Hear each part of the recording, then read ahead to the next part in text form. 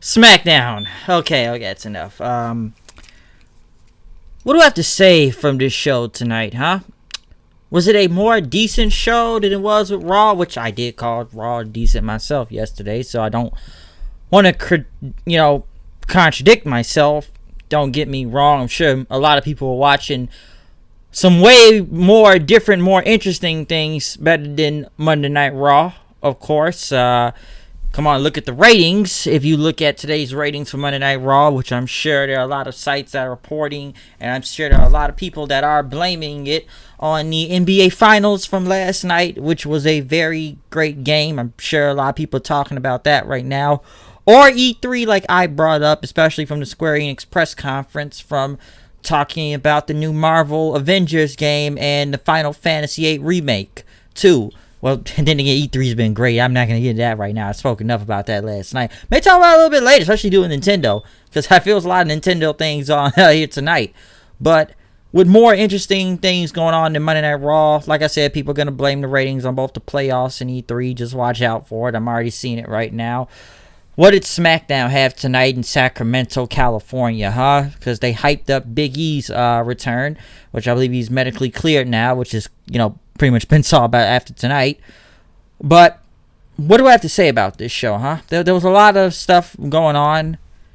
I'm sure people are already going to shit on as it is already, because we kicked it off with a Miz TV, the Smackdown edition of it, as he's being forced to, Miz, and he pretty much had a shirt, I guess, with his, his dad fighting with his fist up at WrestleMania again, and he has to follow a script tonight, Miz.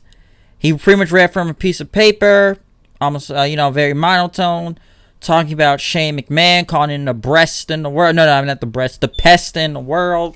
And, it must be a smudge on this sheet right here. But next thing you know, Shane McMahon, Drew McIntyre, and Elias were out to first kick off the show, which I'm sure people immediately probably took their, remotes. Excuse me. Yes, I'm sure a lot of people turned channels, though, because Shane McMahon is back again. But I do get a kick out of the best in the world. Yeah, I'm not going to do the whole world thing. I can hold it for a long time, but I'm not going to right now. But, of course, at least, hey, some people will say that he's getting good heat. The crowd finds him very annoying, so that's why. But, of course, they had to play the video package from Blood Money. I'm not going to do the song this time. But, other than them, they did the video package for that. He pretty much told, McIntyre and Elias to watch his back. As, of course, like I say, he did the best in the world thing. Elias started playing something on his guitar. The fans chanted, "You suck at Shane McMahon," as, Miz pretty much pointed out to him. Or, well, Shane said they were chanting at the Miz saying, "You suck." But Shane pretty much went on to say, he's going to do what exactly does, and that's what he did. What he was going to do was beat Roman Reigns in the middle of the ring. And he said that Roman shouldn't feel ashamed because he lost to the best in the world, as, Elias playing a guitar riff after. So it's like every song, like everything Shane says that he's going to get a note, like he's singing the blues. Yeah. So that happened. The crowd pretty much kept booing at Shane McMahon after that, as Miz pretty much said that Shane, if all of the accomplishments that you've said right now have been tainted, okay? Because you've had help, all right?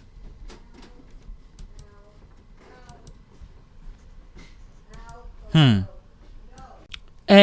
pretty much also saying that, Miz pointing out that Shane is only one best in the world anyways, because he did all the work for him, and that, Shane pretty much wants to, yes, you've had 2 chances to beat me, but you've let that slip through your fingers, as Miz pretty much said that Roman Reigns dismantled you in Saudi Arabia until the Scottish psychopath got involved.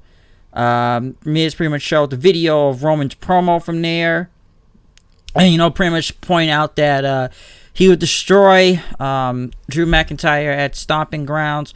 Drew pretty much said it was his turn to take the mic next, and that Roman's emotions got the best of him. And like any opponent in, WWE, he pretty much said that, he has a weapon. He that no one else does, and that's the Claymore kick. And stomping grounds, he would kick his head off there. But Miz pretty much told Drew that, Shane was using him, and he's going to get rid of you as soon as you are no use to him. And pretty much as he gave Shane the dream of being a tag team champion, and pretty much threw him aside also, because that's, even though Miz was one of the ones to become tag team champions with him, but Shane threw him aside after that and got rid of him. Shane pretty much said that he owns Roman Reigns, and just like he owns Miz. 1-0 against Roman, 2-0 against Miz. Miz pretty much said that, Shane is a no-talent hack that's only gotten lucky because you were only born into the McMahon family anyways, and you've had the world handed to you, everything handed to you, pretty much. Shane pretty much said he was born into a genetic cesspool and shared the DNA. Well, he said Miz was born into a genetic cesspool and shared the DNA of a baked potato dad, which his baked potato dad, Mr. Miz. I will admit the baked potato thing is pretty funny though. But pretty much Miz got up, Drew got in his face, and Shane says, if you want to get to me, all you gotta do is beat Elias and Drew right now. 2 matches right off the bat. Listen, I'm sure people may have turned the channel during this promo segment, which somewhat wasn't really bad, but of course the crowd hates Shane McMahon. He's getting heat, but I'm sure everyone's going to say that, why does he get so much TV time than half of the roster? Which I already know the question is going to happen is, where is where are the Kabuki Warriors, huh? Where's Asuka and Kairi Sane? Wasn't that a team at one point? Where are they? No one knows. Where's War Machine? I don't know. Where's Buddy Murphy, and why hasn't he debuted on set? Where's a lot of people on this show? Where's Rusev? Where's Shinsuke Nakamura? I wish he'd go back to New Japan at this point. Or maybe AEW. They're not on TV. But hey, Shane McMahon gets more TV time. People are already coming at me because I said he'd be WWE champion soon enough. It looks like it's happening every other day I see this show. He will be the WWE champion. That's Shane McMahon, folks. They will do this. I promise you they will do this. And I will have a good time laughing at that too.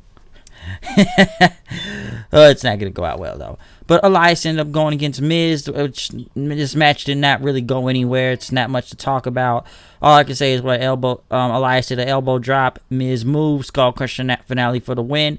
Drew McIntyre pretty much immediately got in, which did that little commercial side by side thing. I get tired of that now. With the split screen. Not much to say about this match too. Another 5 minutes. Miz is pretty much setting up for the Skull Crusher finale on Drew McIntyre, but Shane got involved. Drew hit him with the Glasgow kiss and did a Claymore kick for the win. It was over. Shane pretty much then got in and says, we're going to do the match right now. He took off his jacket, did his little silly 1-2 punch thing on Miz, which he got the upper hand on him. But what was that? He got the upper hand on him until Miz started fighting back. He almost got him to the Skull Crusher finale, but Shane ran into the ropes and pretty much ran Miz into it, knocking him down very awkwardly, by the way, and did his little triangle choke finish-like thing, and I don't even know what to say about that move, but he did his triangle thing and won the match and made Miz tap out and ran across the ring celebrating. So, hey, that's more Shane McMahon for you. That's more Shane McMahon even in the beginning of the show. So, hey, I know people don't like it, but I find it's ridiculous and idiotic at the same time. But I'm not going to do the best in the world thing right now, but it's, I find that it's Shane McMahon, I don't even know. But hey, he beats The Miz again. Next, they went to Ember Moon in the back playing with a Nintendo Switch. Hopefully she saw the Nintendo press conference today at E3. Man, they put on a great press conference, man, by the way. Man, did anybody see that new Smash Brothers characters? Banjo-Kazooie? Dragon Quest. I mean, I may not be a big fan of that, but hey, Banjo-Kazooie, and there's still more DLC coming. Hey, man, still holding out for Shadow the Hedgehog. Maybe Knuckles. Still holding out for Nintendo Switch. Nintendo, get your stuff together, okay? Put more Sonic characters in Super Smash Brothers. I'm glad you brought us Banjo-Kazooie, though. That was a big surprise. I will say that. But yeah, Nintendo had a lot going on. What, Breath of the Wild 2? Sequel for that. Marvel Ultimate Alliance 3. Come on, Nintendo's was giving that work today, okay? So I can see why she's probably playing with that Nintendo Switch. But Ember Moon and Sonya Deville pretty much came out there, says you need to be reading this and start playing with that. I guess calling her a nerd or something. And then Ember didn't like what they did to Carmella last week, but they said that Carmella had to come in. She shouldn't have been there.